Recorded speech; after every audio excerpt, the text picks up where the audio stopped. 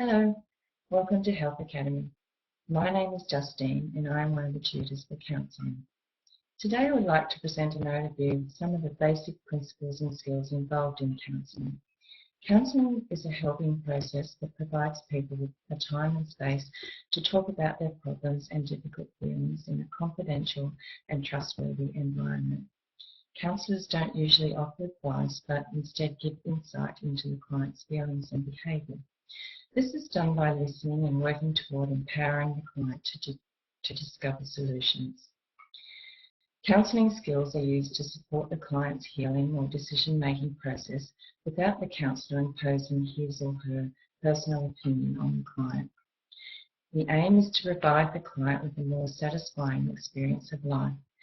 Everyone has different needs, so counselling can be concerned with many different aspects of a person's experience.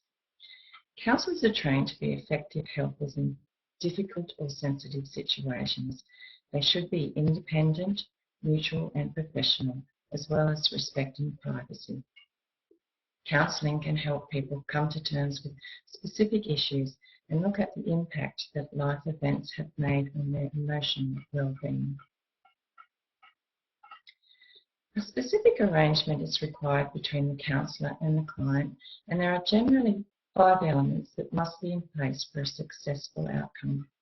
The first is an agreed contract regarding confidentiality and expectations. Another important aspect of counselling is creating a warm and trusting professional relationship where the focus is on the client. As a counsellor, we need to recognise our personal values and beliefs, but not allow them to interfere with the process.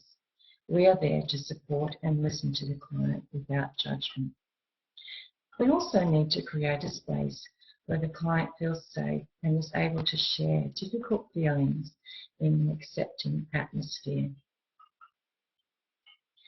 The primary task of the counsellor is to really listen to the client and guide them toward finding their own solutions. Some clients may not be used to people really listening to them, so unless the counsellor gives their full attention, they may be just repeating previous cycles to the client. Trust must be earned before a client will speak of painful feelings to the counsellor. The counsellor should try to encourage the client to talk about the things that are bothering them without any unnecessary interruptions. It's important to allow the client to talk freely. The counsellor needs to pay attention to everything the client says and try to remember as much as possible. Remembering such things as family names and events in the client's history will give the client confidence. Actively listening with intent must be done so the client feels valued and understood. Empathy is the ability to understand someone else's point of view and to share their emotions, almost to stand in their shoes. Empathy is an essentially important ingredient of any therapeutic situation. Without empathy, the client is unlikely to trust the therapist, and without trust will be unlikely to explore deeper levels of problems and effect changes. To practice empathy, a therapist must continually be in touch with the client's feelings and values without their own set of values intruding. Part of empathy is the practice of reflection, where the therapist continually reflects the client's feelings and thoughts back to them. You might ask how reflection can help a person, as the therapist doesn't appear to be adding anything to the client's understanding. The client, however, learns to accept their feelings and make sense of a confused world through verbal expression. All these factors form a basis for problem solving. Ways we can listen with empathy are to use attentive body language, for example, sitting forward with soft eye contact. Be interested in the other person's needs and use small responses to show you are listening. Avoid overuse of questioning, as this can sometimes make the client uncomfortable or reliant. Instead, invite more responses, for example, tell me more, or I'd like to hear about that.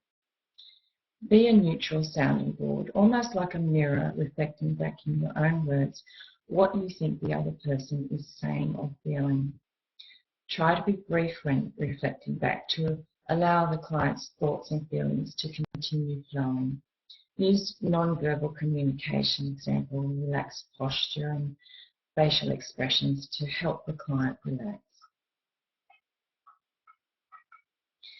Counsellors must have a genuine, authentic and friendly, warm manner with all people regardless of their background, culture or race. Being able to meet people where they are at and relate to them will help ensure that a warm, trusting relationship is developed and will encourage clients to openly share and express their concerns. The skills of communication enhance almost every caring role. The focus is on helping people to express their feelings, as well as having an ethical basis to emphasise counselling values. The central aim of counselling is that the person will have the inner resources they need to help them decide what is best for them. The counsellor's role is therefore to help them find the resources they need and start to use them. When a person has explored what they think they can and cannot do, they are more likely to implement any changes and stick to their plan. When practicing counselling skills, we are using specific techniques to establish a relationship and encourage a person to talk. It is not about giving our opinion or trying to influence the person. Instead, it is encouraging the person to come to their own conclusions. Finding your own personal style and balance in creating this professional environment comes with experience. To become an effective counsellor, it is important to practice effective communication skills in everyday life and continue to learn and develop throughout your career. Thank you for listening today, and I wish you every success with your studies through Health Academy. Bye for now.